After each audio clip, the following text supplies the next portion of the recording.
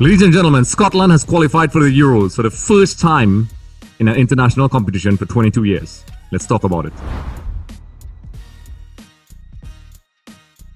Hey everyone, welcome to a special edition of Extra Time TV. This is Andre Sooklal, and once again we're joined by our man from Scotland, James Baird. How are you today?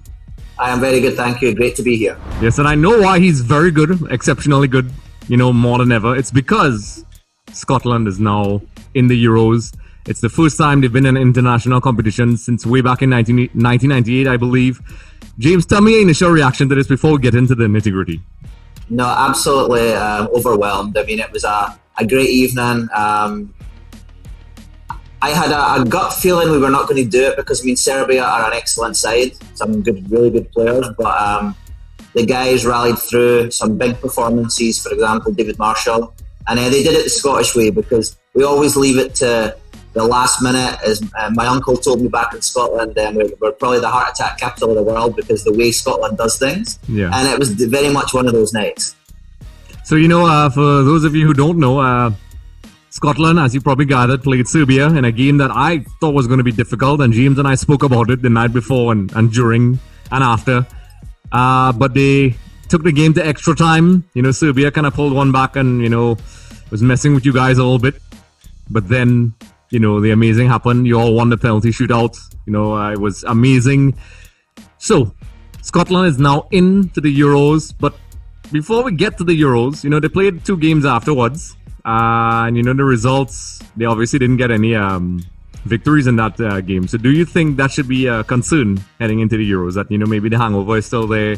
Or maybe it's a good slap in the face that, okay, guys, let's not get complacent. We need to sort things out. I think one of ththese things that we know about football is game management. And I think what Steve Clarke did in the game against Slovakia was he put out, I don't want to say a weakened team because, let's be honest, the full squad should be good enough to get results. But he did put out a second-string team. They lost the game 1-0. If it was me, I would have went out to win that game because if they won one of the two games that were after the game, they would have qualified for Group A of the Nations League. We did not because we got the two losses, one to obviously Slovakia and one to Israel. So it's kind of there was a little bit of a hangover. I think the effort the players put into the Serbia game was huge because even as you were just saying there, Scotland were winning the game up until the 88th minute and they were actually looking pretty comfortable in the Serbia game, and it just happened to be a corner, lapse of concentration, and Serbia got the goal to take it to extra time. But so the boys played a lot of football. It was a tough one, probably mentally as well. So I don't want to be too downhearted with the results. At the end of the day, we're going to the Euros. It's not happened for, as you say, 22 years. And I think they will definitely pick themselves up. And just to get things even, stir the pot a little more, the group that Scotland are going to be in is very exciting. It's Group D with Croatia, Czech Republic, and the old enemy, England. That must be exciting for you as a Scotsman. Yeah, definitely. That game against England, that alone would probably make most players Euros. The fact we've got there is phenomenal. But the fact we've got there and we get to play England, the players must have a real burning desire inside. Because if they go and even get a result in that game alone, it doesn't matter about the rest. So it'll be a great tournament. And one thing I always hear people say, and I hope it's not me being biased, is the tournaments lack something when Scotland have not been there. I remember in 98 when they went to France.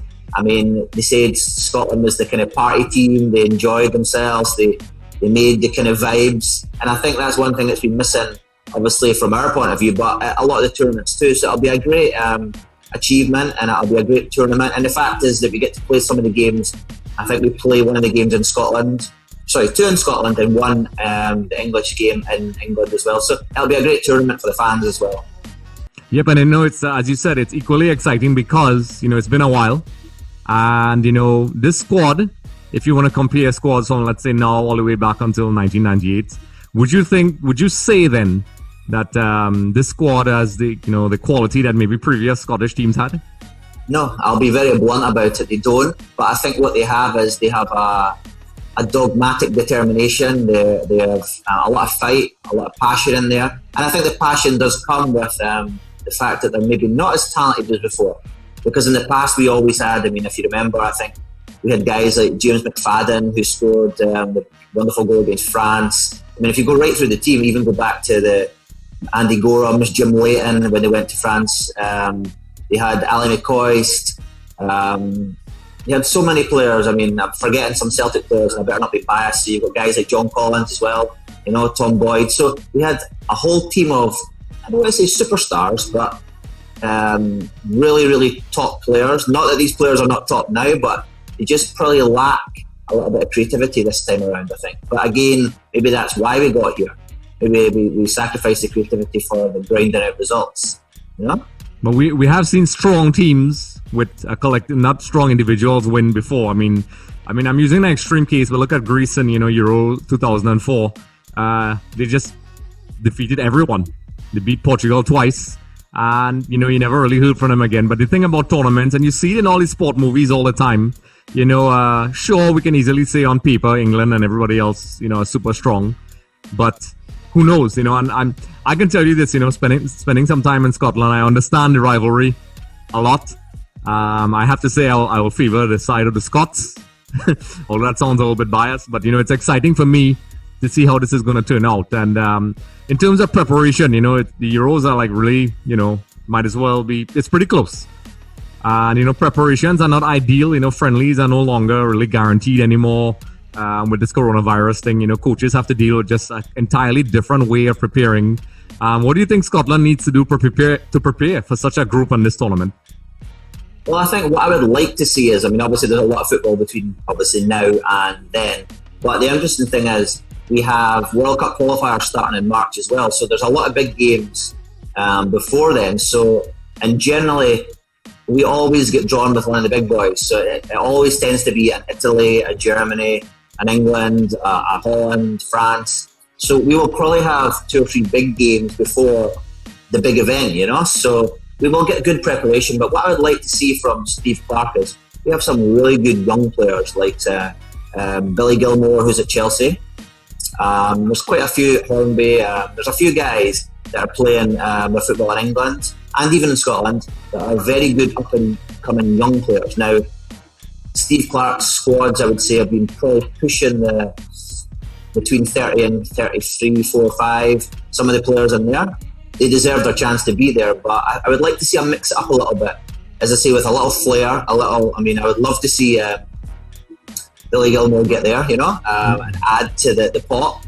But again, we have a lot of phenomenal midfielders, you know. That's one thing that we've been very lucky with this time around too. We maybe don't have an in and out goal scorer. We don't have an Ali McCoist. We've got Lyndon Dykes, who's doing well. He can hold up the ball. Lee Griffith obviously coming to the kind of latter stage of his career. But it'd be great if we could find a young star striker, but we will see. Yes. You know, just to shake things up a little bit, for those of you who would like to know how James celebrated, you know, you could take a quick look here. You know, that's just a sample how James was getting crazy. That's how passionate it was, folks. And it is Alexander Mitrovic, the main man, the stepping forward. Goals galore for Serbia.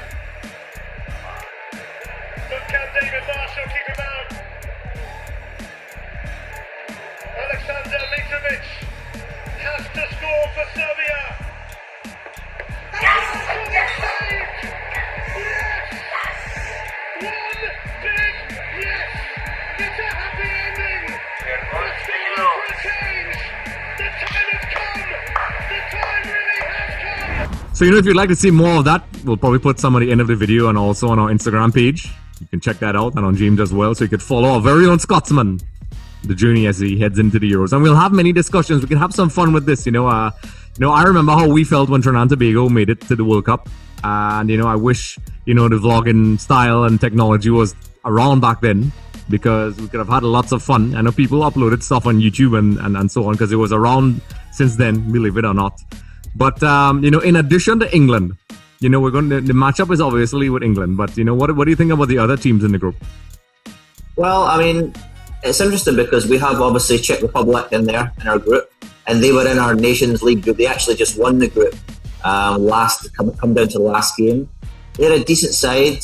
They've done really well, so it'll be tough games. But it's a team that we know well. And I think, if I'm not mistaken, we beat them in the qualifying for the Euros. So head to head, we have that little one up on them, and then we have Croatia, who have kind of probably they blew us away at the last World Cup. So it'll be interesting to see if they turn up.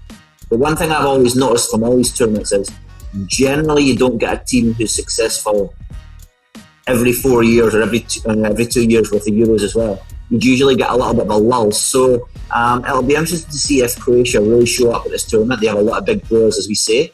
So it's a really good group for Scotland, I think. I mean, we could have had worse. Just a reminder, everyone, for more episodes with Shaka Hislop, be sure to head over to our YouTube channel. Also, don't forget to subscribe for more updates, interviews, and content.